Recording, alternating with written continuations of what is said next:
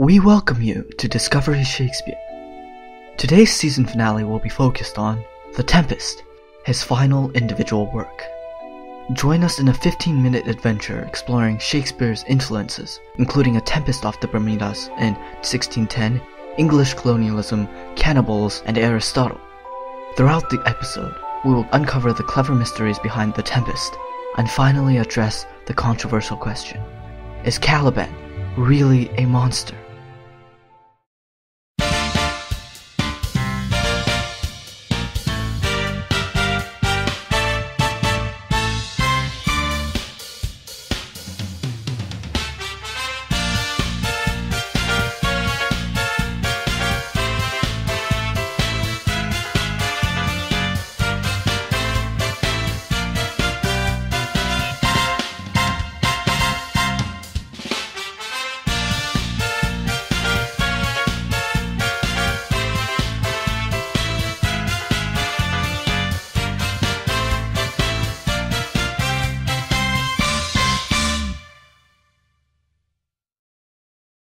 Where does Shakespeare's inspiration for The Tempest truly originate from?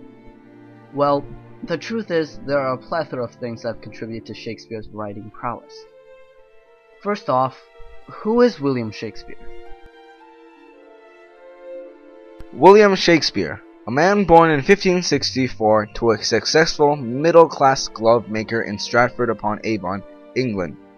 His career bridged the reigns of Elizabeth I, ruled from 1558 to 1603, and James I, ruled from 1603 to 1625. He was a favorite of both monarchs. Shakespeare most likely wrote The Tempest in 1610 to 1611, which is when accounts of a tempest off the Bermudas separated and nearly wrecked a fleet of colonial ships sailing from Plymouth to Virginia. This was most likely a catalyst for the play, as they have very similar subject matter involving people getting wrecked in ships and tempests, and it was occurring around when he was thought to have written this play. In fact, the effect of these English colonialism projects can be felt throughout the play. One large example of this is that everyone on the island, from Caliban to Trinculo and Gonzalo, all consider how they would run the island if they were king. He really shows deep thought into the issue of colonization, and even how the initial inhabitants are often sidelined and mistreated. For example, Caliban on the island. Another thing that might have influenced Shakespeare would be Michael de Montaigne's work of cannibals. One passage reads, "I am not so sorry that we should here take notice of the barbarous horror of so cruel an action, but that, seeing so clearly into their faults, we should be so blind to our own. I conceive there is more barbarity in eating a man alive than when he is dead, in tearing a body limb from limb by racks and torments, that is yet in perfect sense, in roasting it by degrees, in causing it to be bitten and worried by dogs and swine, as we have not only read, but lately seen, not amongst inveterate and mortal enemies, but among neighbors and fellow citizens, and, which is worse, under the color of piety and religion, than to roast and eat him after he is dead." In this passage, Montaigne compares cannibalism, the barbarous horror of roasting and eating a dead man, To the European torture of tearing a body limb from limb by racks and torments. Montaigne depicts these apparently uncivilized people as courageous, simple, and valorous, while criticizing his own society and its unethical behavior. With this comparison, he shows that in fact, the uncivilized other ethnicities are actually in some sense more civilized, and that we need to have more valor. European arrogance and ignorance are evident throughout The Tempest. For example, when Caliban submits himself to Trinculo and Stephano, "I have seen thee in her, and I do adore thee." Come. Swear to that. Kiss the book. Swear. By this good light, this is a very shallow monster. I have feared of him. A very weak monster. The man in the moon, a most poor, credulous monster.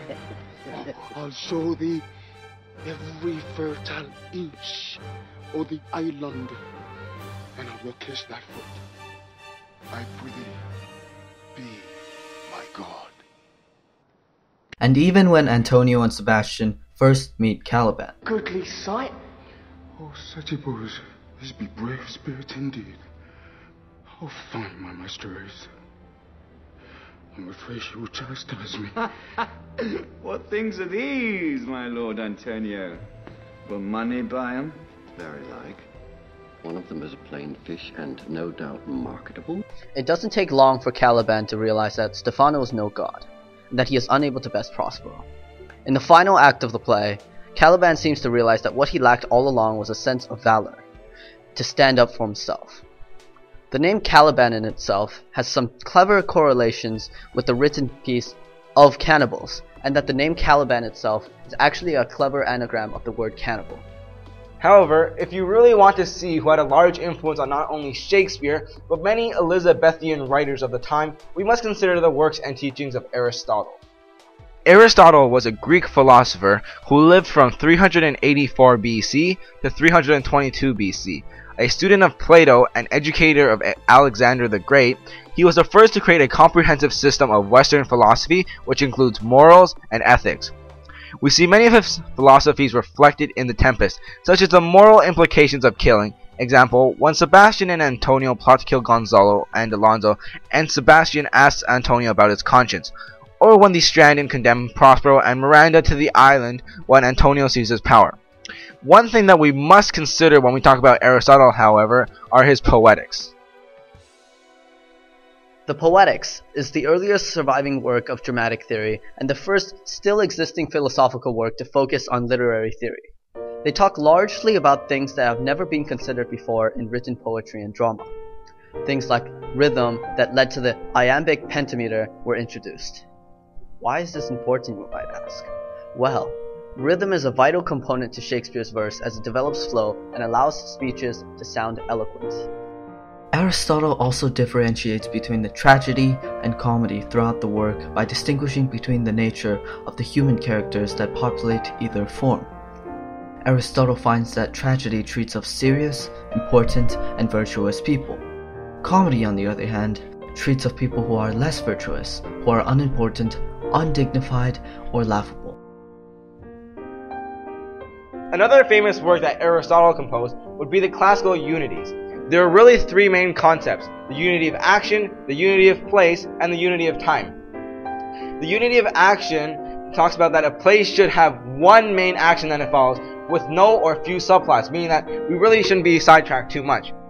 The second one is the unity of place, which talks that a play should cover a single physical space and should not attempt to compress geography, nor should the stage represent more than one place, alright? And finally, we have the unity of time. The action of a play should take place over no more than 24 hours. If we look at the form in outlines, we see that many famous movies from even modern society follow this, as well as The Tempest. Movies such as 12 Angry Men and The Man from the Earth are all prototypical examples of pieces that follow this form. Shakespeare's The Tempest also follows this to a certain degree. The entire play takes place only on the island, excluding the first scene, and the time between acts are presumed to take place over a few hours, and there are very few subplots. In fact, the entire play is only 3 hours long. Strangely enough, however, The Tempest is one of two plays that Shakespeare has written that conforms to the structure at all, the other being the Comedy of Errors. The reasoning behind why The Tempest follows this form is anyone's guess, but it may have a correlation with the fact that it was one of the last plays that Shakespeare wrote, and perhaps he felt a sense of obligation in this to have a final salute to the great philosopher Aristotle, or prove that he could write in this classical unity form as well. Now, let's move on to a question some may consider. Should Prospero have let off Alonso, Sebastian, and most importantly Antonio off the hook so easily after what they did to him? The people who say no, he should have severely punished them, could make the arguments of retribution and deterrence. Now, retribution is essentially punishment that is considered morally right and fully deserved. Antonio usurped the dukedom from Prospero 12 years ago, and even plotted with Sebastian to assassinate Alonso for the throne. These two crimes, and possibly many more, should result in dire consequences, and it is justified for Prospero to provide them. However, Prospero did not punish these evildoers, and it is unfair to people who commit crimes and do face punishment. Another plausible argument is deterrence. Deterrence is the act or process of discouraging further action by instilling fear, doubt, or anxiety. What this means is that had Prospero punished them for their actions, it would deter them from future wrongdoings. However, since this is not the case, Antonio may possibly commit further crimes against him, since Prospero's forgivingness could be exploited. However, Prospero seemed to be content with the simple restoration of his dukedom, forgiving them all instantly. In addition, he must have felt guilty for this whole thing, and gave up all his magic. All in all, Prospero is a kind-hearted man, but he may or may not have made the right decision. Now, let's move on to a very controversial question on the Tempest. Is Caliban really a monster? So, we know that Caliban, in the past, made an attempt to rape Miranda, and was severely punished by Prospero by imprisonment. He wasn't so lenient back then. Ah, most lying slave, whom stripes may move, not kindness, I have used thee with humane care, lodged thee in mine own cell, till thou didst seek to violate the honor of my child. Would it had been done? Thou didst prevent me, had people else this isle with Caliban. Horrid slave, which any print of goodness will not take. I pitied thee, took pains to make thee speak. Did Caliban really know any better when he committed the crime? Well, look at it this way. Caliban was the son of Sycorax, who fled to the island and had Caliban. This island is mine! By Sycorax my mother, which thou takest from me. When thou camest first, thou strokest me and made much of me. Caliban didn't have a normal childhood, and was not taught how to interact with others and what's right and wrong. Basically, the accepted morals of society he has never known of. Therefore, Caliban must not have known that rape is a crime, and must have just been following his own biological needs. However, it wasn't entirely wrong that Prospero punished Caliban, if only it was for teaching purposes. To put this into an example, if a 5-year-old child stole, he wouldn't be considered a thief for the rest of his life, would he? He just simply did not know. However, one may also think differently regarding this subject. What is the definition of a monster? Well, the dictionary definition of a monster is an inhumanly cruel or wicked person. According to this definition, whether or not someone is a monster does not depend on their upbringing. You really need to be born evil to truly be a monster? There are plenty of people in this world who we consider monsters, and that may be because of their upbringing, but not necessarily. Also, what if the creature Caliban was replaced with a castaway man? Would that make his act any more heinous? People merely feel that Caliban isn't a monster and deserves a sort of pity because of its physical deformities, which somehow make it more acceptable. On the fact that Caliban is also a rational actor who is capable of carrying out these acts, he is clearly a monster. Alright, what have we talked about so far? We've talked about what was going on during Shakespeare's time, such as the colonial ships, and how this really influenced them. We've also explored of cannibals and talked about how that really contributed a major theme to this play, as well as brought us the character Caliban. We've even gone so far as to go backwards in time to 300 BC and examine Aristotle's writings, the Poetics, and the Classics, and examine how these have really contributed to Shakespeare's verse and prose in this play, as well as contributed significantly towards the plot. Finally, we've considered two debatable questions regarding the story. Should Prospero have let Alonso, Sebastian, and Antonio off the hook? And is Caliban really a monster? The Tempest was Shakespeare's final individually written play, and our final episode. Thank you for watching.